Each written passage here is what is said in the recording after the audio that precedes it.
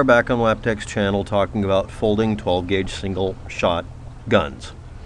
Now, a lot of you might have noticed I've actually kind of featured these for a couple of reasons. One of them is, I don't know if it was subconscious, but on a YouTube channel called Mouse, they found that the safest gun to fire crazy shotgun loads out of was a gun they called Little Tony. And I actually found out where they got it from. It's a gun like the one at Walmart that's made in Turkey. In fact, it's most indistinguishable from the Walmart one. Some of these have improved cylinder bore, some of them are overbore, so they're safer to fire and don't kick as much, and some of them have the ability to have choke tubes put in them. And again, they're all under $130. And I mean that even if it says that on the screen something different, because you can literally buy it from the company that put it out in the first place. This one is academy.com. People found them here. It's $120 for 410, 12 gauge, 20 gauge, etc. They're not really expensive. Next. This is Federal Armament, aka FedArm. This is where the Little Tony one came from. And it's $109 for the 410. The 12 gauge is $120, $126 for the 20 gauge, and you can get a pump action for $146. Again, emphasis added, and I'm saying this up front in most of my videos and at the end of them, if you don't need to make a shotgun, if you're not really ridiculously poor, buying one that is absolutely guaranteed not to hurt you and to actually do its job is very important. But even the one I would design that would be overboard so you could get away with, so that I could get away with firing something out of it that isn't quite safe, it's right there in front of me for $120. And you can get them used on Gunbroker for like $40. I mean, really, people buy these to go mess around and do things, but it's not optimized necessarily for firing and going hunting maybe, but it'll work. And yes, there is, one of the companies puts out a double barrel break action folding shotgun, which means literally it's almost ideal because you want to have a double barrel shotgun if you're going to have one for self-defense, and that actually, it's pretty cool. Now, the other reason I'm bringing this up is I finally found this gun because this one specifically is overbore enough that it will not have enough kick to hurt.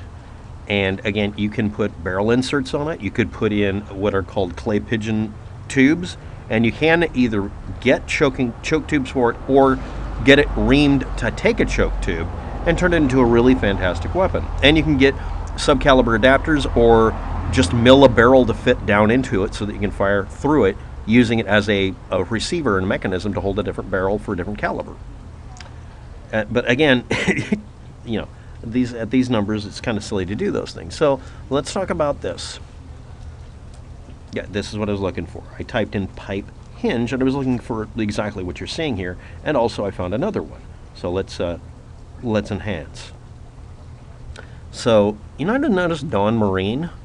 Okay, the little folding canopies they put on boats and sometimes on Jeeps use these. The ones on boats use a stainless steel metal, and that has an interesting capacity of being much better. It's much more expensive, but you can also get cheap ones that are not really marine grade. But they'll have that pull pin, and you may have noticed it looks exactly like what I was talking about.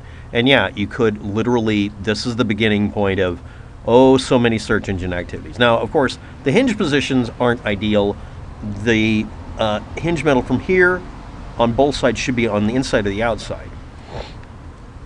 And you might have noticed there you could do this, and this would act as kind of a different way of doing it. Most of them are the right diameter for either one of two things: making a holder for a certain diameter metal tubing or a flare gun. So let's go on.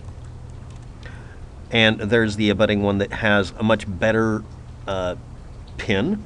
Some of them have a different kind of pin, like that one. I'm not even sure how that works. It looks like the pin goes into this part here to lock in place through there, and it's a safety pin. It keeps it from moving wrong. And yeah, that really is the beginning of way too many interesting ideas. And they're 25 millimeter, 1 inch. Literally, you could use this as, you know, variations of this as the beginning stages of literally making a flare gun, or a holder for a metal tube that would act as, you know, these could be the joining points between parts. and you just type in Bimini or Bimini joint. It must have been a company name at one point. And some of them have it to where, I mean, they look really, really a lot like this one here it's again that kind of offset thing. But these have the ability to be used for all sorts of purposes, including some of them very hard to find that go together that slick and pin together that tightly, and also have the weird characteristic of also doing one more thing. They're also hollow, and they're used for quote-unquote gas-tight seals to make flow-through. But normally they're just used for awnings and stuff like that. You can even find them on the awnings in front of a building, and sometimes they're used for holding up a really big umbrella. So you can find these in places. I've seen them and just didn't know what the heck they were called. And they have all sorts of other parts. Your average marine supply place has so many cool toys. But the most important thing about this is that, again, it's one more step of being able to make some other thing. Now, I also want to point out the other reason I looked this up, and it's going to sound silly, but if you want to make a folding bicycle, you could put, some stainless steel bling on it and actually use this. It'd probably work. And yeah, you could sweat the pipes or weld them. And they do make these that are not marine grade that are used for other purposes, mostly for putting up antennas and that sort of thing. Some are just galvanized. And yeah, some of the pieces look very, very familiar. Like, seriously, some of these parts like that one there really, really bring up some interesting ideas. So anyway, just wanted to point that out. And again, you don't have to unless you really have no money, but you have access to hardware and a lot of time and a lot of effort, or if you want to do it as a hobby. But there is no need to do this activity at all. And for safety's sake, you should not. Thanks for watching. Have a good day. Good luck with that.